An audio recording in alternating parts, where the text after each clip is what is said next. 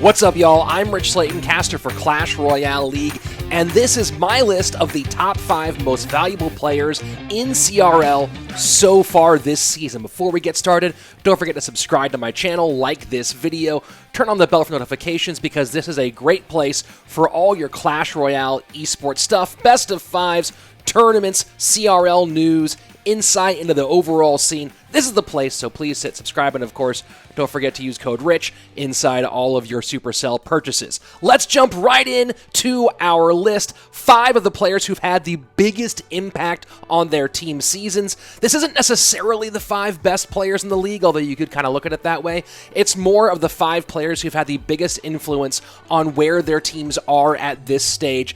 And so opening things up at number 5, maybe a choice you didn't expect, Pain Gaming's LucasXgamer. Lucas came in as somebody who people thought would be primarily a head-to-head player because he's one of the best 2.6 hog cycle players on the entire planet. And he's done pretty well in head-to-head play overall at a clean 50-50 win rate. But the reality is that Lucas's big impact for Pain has been in his switch for 2v2. Pain Gaming, a team of all rookies, struggled in 2v2 when it was Wallace and Sweep, but then they decided to mix things up a bit, and Lucas, who was supposed to be their main head-to-head guy, goes into 2v2, joins Wallace, and now they're 2-0 in sets.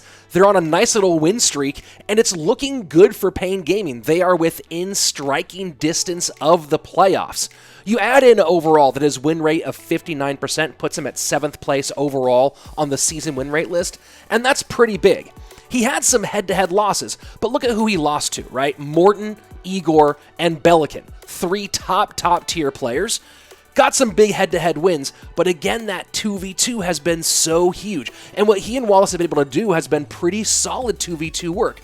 They ran quad bait against DIGNITAS, which is a hard deck to run. That's requires a lot of communication, a lot of fluidity, a lot of teamwork. So that was a great showing, kind of telling us that Lucas and Wallace were going to do something at a little next level in 2v2 for Pain.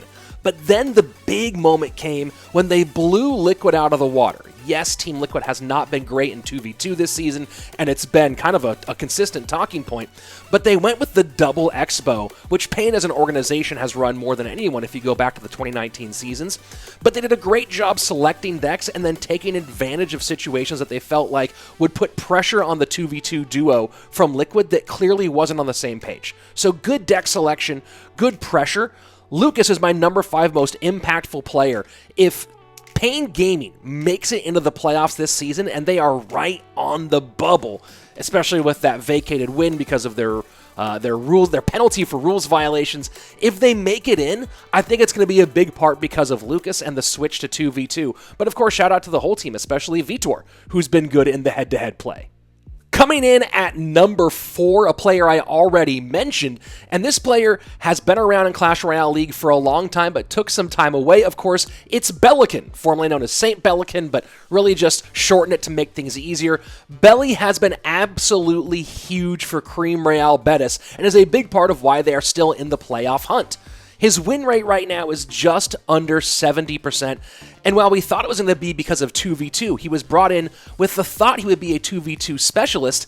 He's turned out to be a monster in King of the Hill and overall head-to-head play. He had a massive early sweep against Team Liquid, and then ended up replacing Pedro in 1v1, where Pedro was meant to be the 1v1 guy. He's not been on, but Bale is able to step in and so far is undefeated in that set. Beat the aforementioned LucasXgamer, beat Jupiter King in 1v1 to get the big win over Tribe Gaming.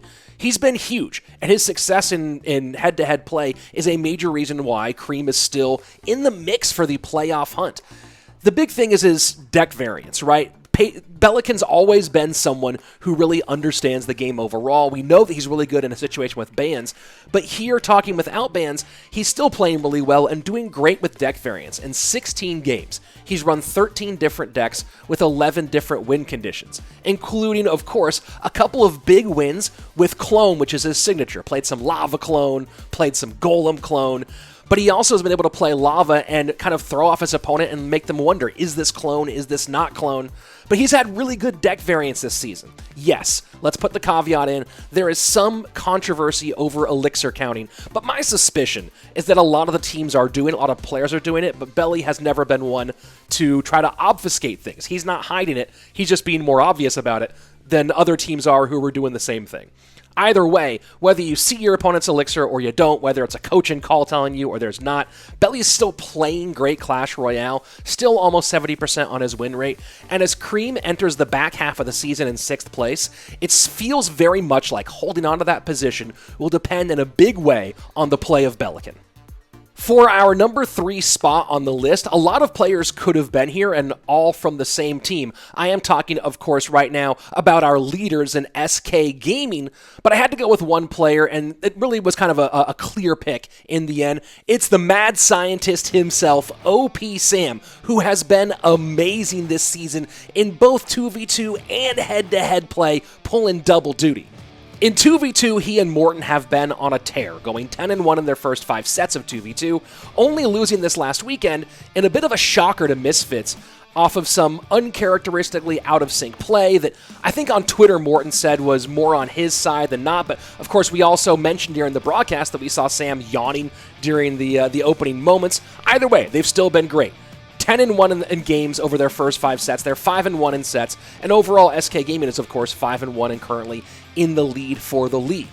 They were great in 2v2. They swept Tribe, they swept Space Station, 2 big-time opponents, but when you add in the huge King of the Hill wins, whether you're looking at Morten or Sam or Javi as the 3 members of SK Gaming who are really clicking right now, Sam takes the cake.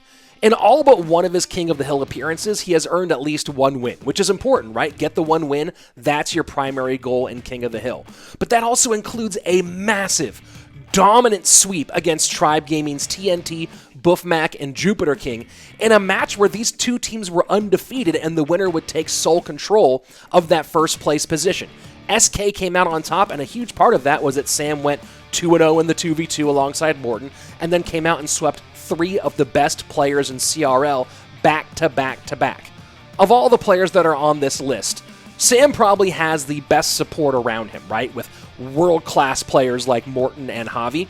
But that's also partially why I see him staying on this list until the end of the season version when we come back and revisit this same list, because I think that they'll keep on performing well and Sam's going to keep on having big moments. Coming in at number 20 is a guy who's been good all season, who's been good all year. In fact, I'm talking about Space Station Gaming's The God RF.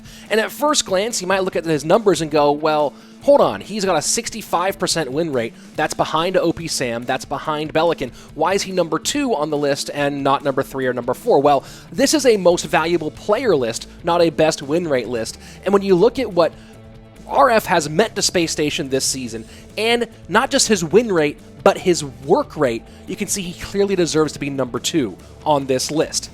The God RF has the record for the most games played in Clash Royale League over a career in 181 games, and he continues to have the highest work rate in the league at 26 games played this season, tied only with DiegoB of Cream Royale BETTIS.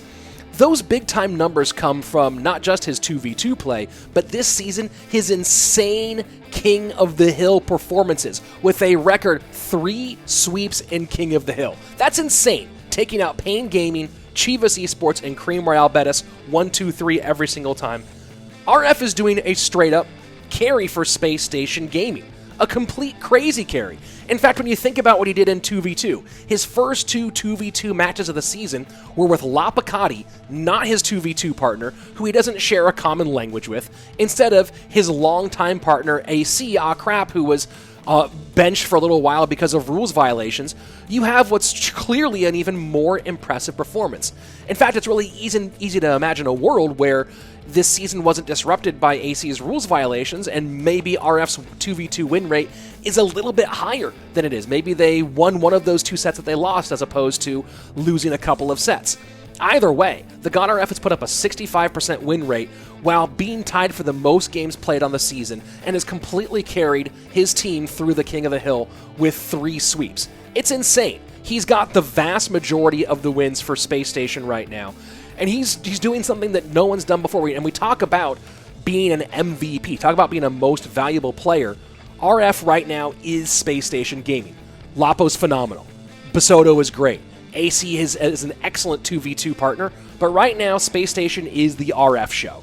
If he continues having the same kind of 2020 he's had, you know, you add in his performances at the CWA Cup, you add in what he did for Team USA in the No-Tilt Worlds, and then if you were able to add, oh, don't forget, a CRL championship this last spring, if he continues doing what he does and the rest of his team plays like they're capable of, it's very possible that RF adds one more piece of hardware to his cabinet in 2020.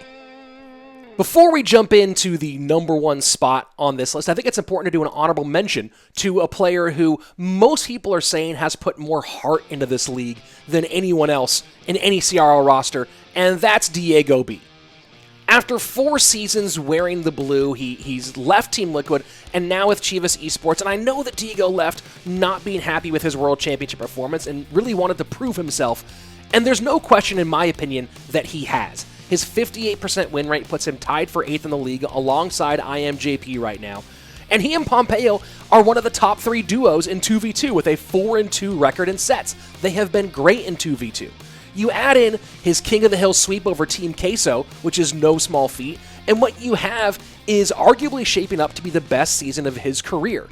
Unfortunately, CHIVAS Esports has struggled to put together the whole package this season, but you can't take that away from how good Diego has truly been, and I really hope the rest of the season turns out to be a big win for one of my favorite players. So now we make it to our number one position on this list, and, well, who else could it be? 78% win rate, 9-3 in 1v1 games, 9-2 in King of the Hill.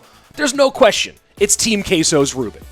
This is the Ruben everyone was waiting for. This is the guy who dominated everything not named CRL in 2018 and 2019. This is the guy who put Queso on his back in the No-Tilt League Special Edition. He's the best player in the league. There just isn't a question about it. He might be the best player in the game. Of course, we'll have to see what Mugi says about that one if we ever get to put those two in a room together. Ruben's understanding of matchups, his perfect play in micro-interactions, and great vision of the game overall make him not just a great player, but really great to watch. He plays out of situations where you go, there's no way he can win this. There's no way he can flip this.